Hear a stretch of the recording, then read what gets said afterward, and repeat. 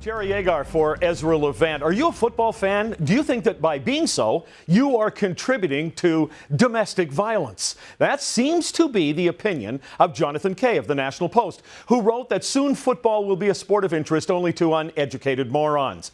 He didn't say it that way, but my fellow talk host on NewsTalk 1010 in Toronto and a frequent contributor to The Arena with Michael Corrin is here. Welcome. And did you kind of get the impression that's what he meant? Yeah, and I felt like he was talking right to me, actually, and I'm not an uneducated moron. I'm a football fan, and I'm not a savage by any sense. I think he kind of indicated the fact that because we like to see men, hit each other at times, but at the same time, play a sport in a finesse kind of style, that we're somehow lesser than, and I didn't appreciate that. No, well, let's take a look. We're going to take a look at a couple of quotes from his column in the National Post. And here's the first one. Every time a middle-aged former NFL player takes his own life, with the subsequent autopsy showing a brain scan that looks like something from a nursing home's palliative care wing, football comes one step closer to extinction. Yeah, and that's absolutely ridiculous. Listen, the NFL, and if he did his research, and this is, I respect Jon Kay, but at the same time, do your homework on this kind of thing. The NFL is one of those leagues that does as much as they possibly can to limit the amount of concussions.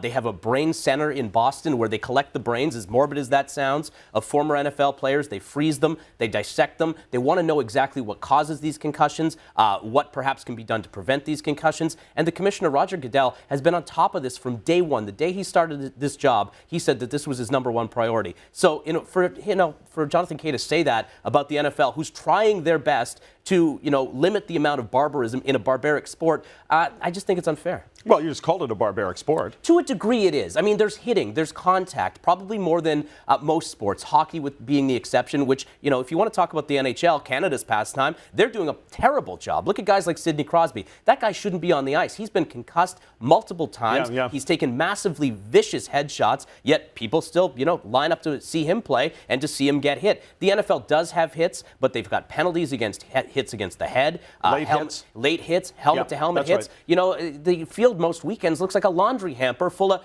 yellow flags. I mean, they're doing as much as they possibly can. Well, and here I think is the most irresponsible thing that Jon Kay said. Every big hit increases the likelihood that either hitter or hittee will shoot himself in front of wife and children a few decades hence.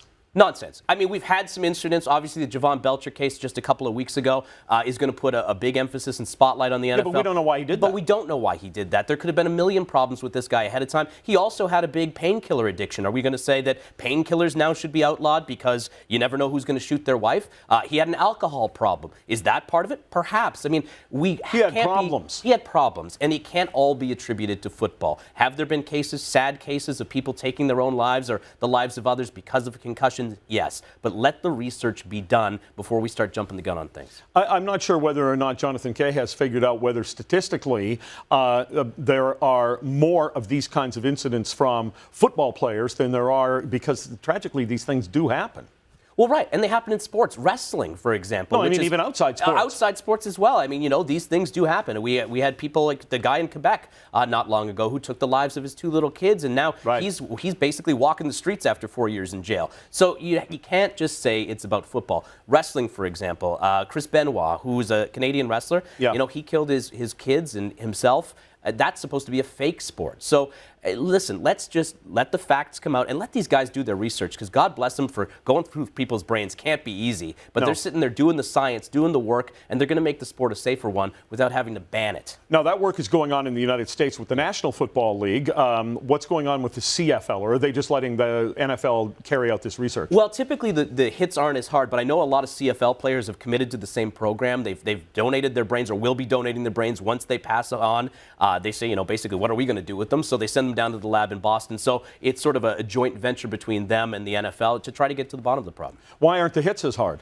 Well, because you've got guys who aren't as athletic, let's say. You might have 3 or 4 guys in the CFL league. Oh, you just made the CFL fans happy. I'm sorry, but it's the truth. I mean, you've got a guy who's got a day job playing football. He's not going to be as athletic, or he would be in the NFL making those kind of hits. So it's not as vicious. You might have a couple of guys, but it's just not the same level of football. Does it make a difference there's more of an air game maybe because there's only 3 downs as opposed to 4? That's a great point. You're not getting, and the quarterback releases the ball quicker in the CFL. We've all seen it, right? They play on what looks like a parking lot. I mean, it's a bigger field with a bigger ball and a quicker game. So they're going to release that ball, throw it downfield, and there's not going to be that kind of contact.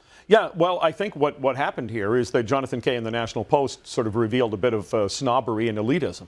Well, that's exactly what it is. And I mean, it's typical liberal elitism where they sit back and they drink their lattes and they say, oh, we're not like those people because those people like to watch football and that's a disgusting sport. I mean, get off your high horse, pal.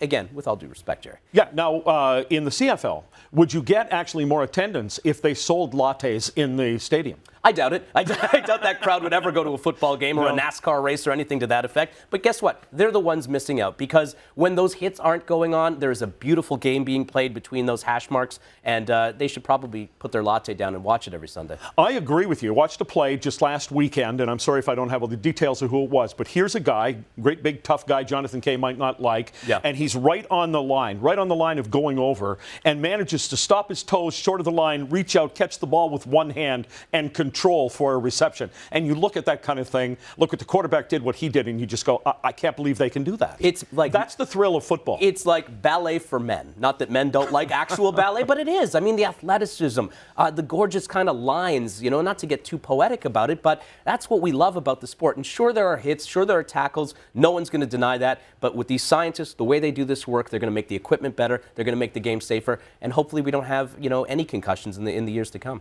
Thanks for coming in, Ryan. Thank you.